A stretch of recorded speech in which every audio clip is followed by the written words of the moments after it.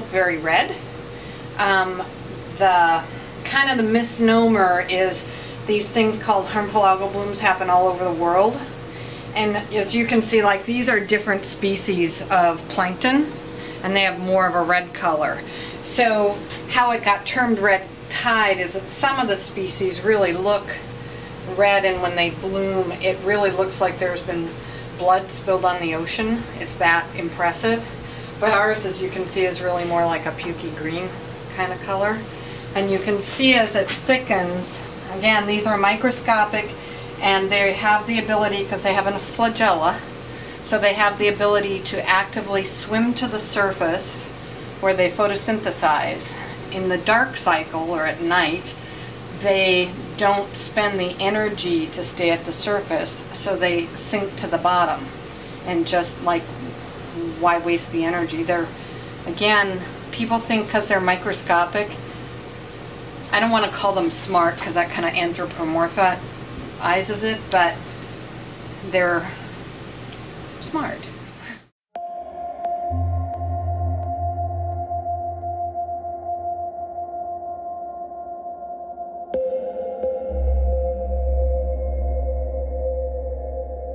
The routes of exposure would be ingestion, inhalation, and then the third one would be topical.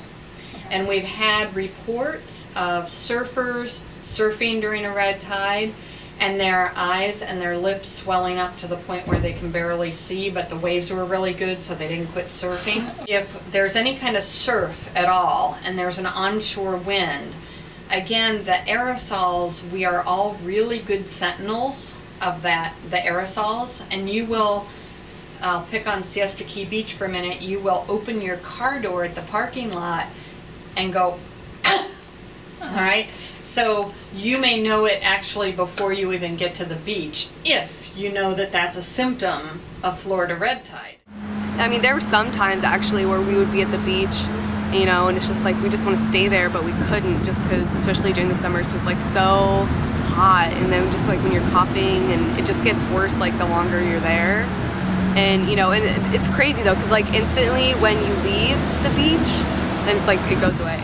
The symptoms of red tide can, at least the spectrum of symptoms can be varied from person to person. For people that don't have underlying chronic lung disease such as asthma or emphysema or what they call COPD, the treatment is very simple. It's simply moving them away from the exposed area and supporting them symptomatically until the symptoms resolve, which is usually fairly quick.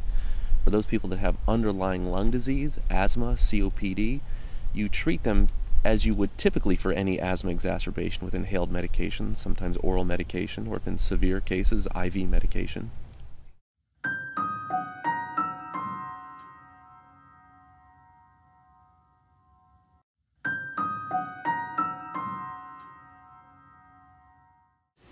The toxin causes a release of histamine, and that's what, for folks with allergies, they get, you know, sinus headaches, they get stuffy nose, but for asthmatics that also causes a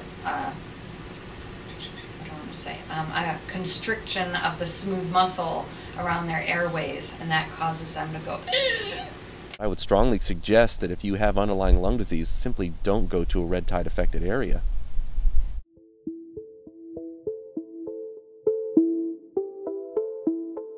In the water, we worry about skin rashes, so if you're, especially if you're one of those people that has to use the right kind of soap, the right kind of laundry detergent, those are the folks that probably shouldn't be swimming during a Florida red tide.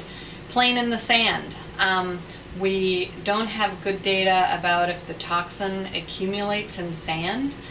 One thing we do know is if it's a really high surf and you get a lot of foam, the foam actually becomes very toxic and can be about 10 times more toxic than the water.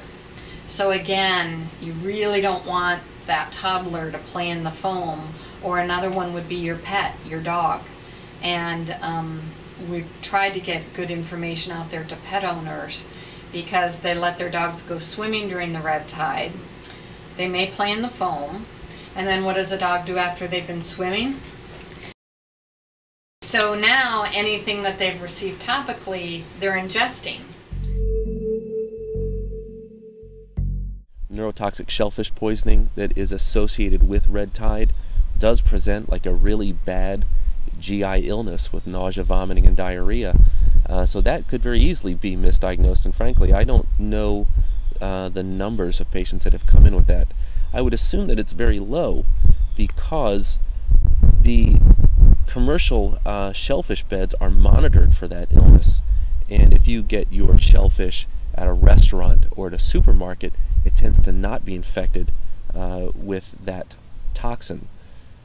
If, however, you are getting your own crabs and other shellfish, then you could be exposed to it if there was a bloom. We have had some pet deaths, but it's usually due to them consuming dead fish. Now, here's the kicker with the fish. The meat of the fish has very little toxin in it. The toxin accumulates in the guts, so they can ingest a lot of toxin that way and get neurotoxic shellfish poisoning. I worry probably more about just like subacute illness, where they might get some gastrointestinal upset.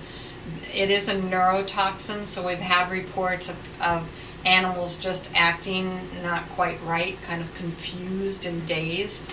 So the things I tell pet owners, even if you're going to have your animals swim during a red tide, don't let them play in the foam, and then rinse them off with fresh water. Give them a bath just as soon as you possibly can once they come out of the water.